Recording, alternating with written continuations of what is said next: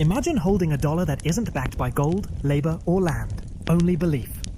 They say the Federal Reserve can print money out of thin air. But if that's true, who do they actually owe it to? Every dollar is a story, written in promises we never read.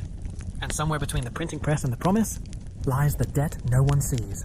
For over a century, this invisible system has powered empires, bankrupted nations, and convinced billions that debt equals wealth. And now, it's reaching its breaking point. Because once you see who the Fed really owes, you'll understand why the system was built this way. As Finny says, magic isn't real unless you have a printing press.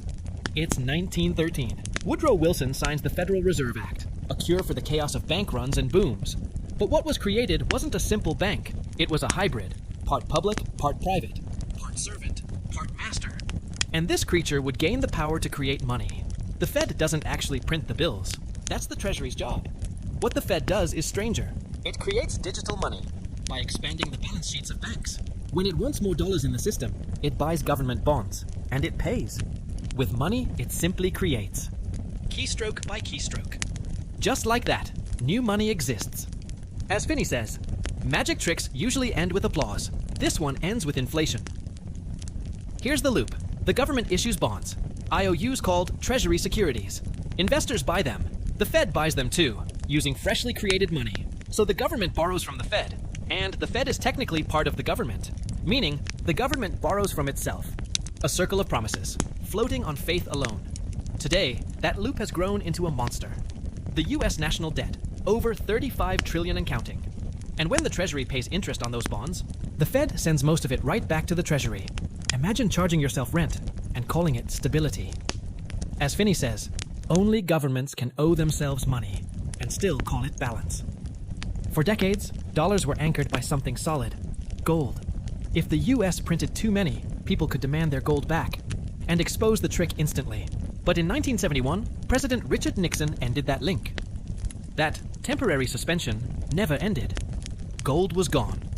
From that day, the dollar became belief. A fiat currency, backed not by metal, but by confidence. As Finny says, the dollar went from gold-backed to faith-backed, and faith's been inflating ever since. Fast forward to 2008. Markets crumble. Panic spreads. The Federal Reserve steps in, not with gold, but with code. They call it quantitative easing. The Fed starts buying trillions in bonds and assets, with money it invents on a screen. The balance sheet explodes, the markets recover, and people start asking, where is this money coming from? The answer, nowhere. It's conjured, by decree, not labor, by promise, not value. Every dollar born this way is someone's debt. As Finny says, the Fed doesn't print cash, it prints obligations. Who owns America's debt? About 70% is held at home. Banks, pensions, the Fed itself. The rest, foreign powers. China, Japan, the UK. So when the Fed prints dollars to buy US debt, it dilutes every other dollar in existence, including those abroad. Inflation doesn't stop at borders. It's exported, an invisible tax the world keeps paying. Because trade, oil, and finance all run on dollars. It's not just America's currency, it's the world's operating system. As Finny says, when they say the world runs on dollars, what they mean is, it runs for dollars. Every few months, the Fed releases its balance sheet, a mirror reflecting itself. Assets, mostly government bonds. Liabilities, the reserves it created to buy them. It balances on paper, but it's a loop that can't close. Because to repay the money the Fed created, the government would need a surplus, something that almost never happens. So the debt remains, eternal, self-referential. A snake eating its own tail. As Finny says, debt behaves like energy, never vanishing, only changing owners. Most people think money is backed by gold, or oil, or productivity. It's not. It's backed by trust. Trust that the government stands. Trust that tomorrow, someone will take your dollars. Trust that the Fed can tame the chaos it creates. When that trust wavers, currencies die. Take Germany, Zimbabwe, Argentina. The dollar survives not because it's perfect, but because no one dares imagine the world without it. As Finny says, the dollar's strength isn't invincibility, it's everyone else's fear of what replaces it. When new money enters the world, who touches it first? Usually, the banks. They borrow near zero, buy assets, and watch them rise before prices catch up. By the time that money reaches workers, rent has risen, groceries cost more, and the illusion feels real again. This is the Kantian effect. The closer you are to the money printer, the richer you get.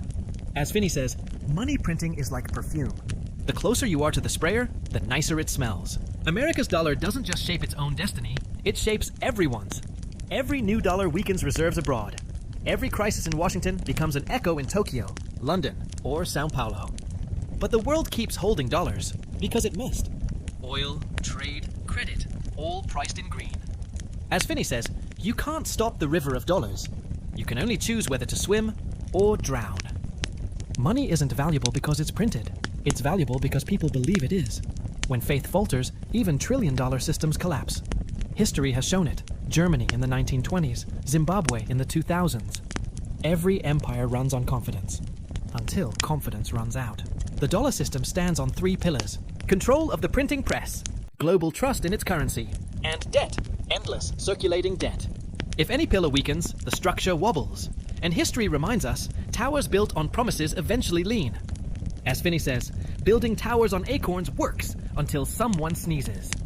So who does the Fed owe? Not China, not banks, not bondholders. It owes you, the citizen whose dollars buy a little less each year. The saver whose effort erodes quietly under inflation.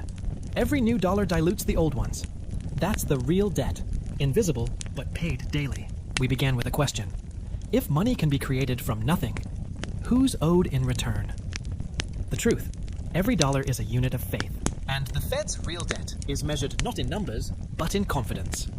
When that confidence breaks, no printing press can save it. As Finny says, paper covers cracks until the wall gives way. If this story changed how you see money, tell us, what do you think the real debt is?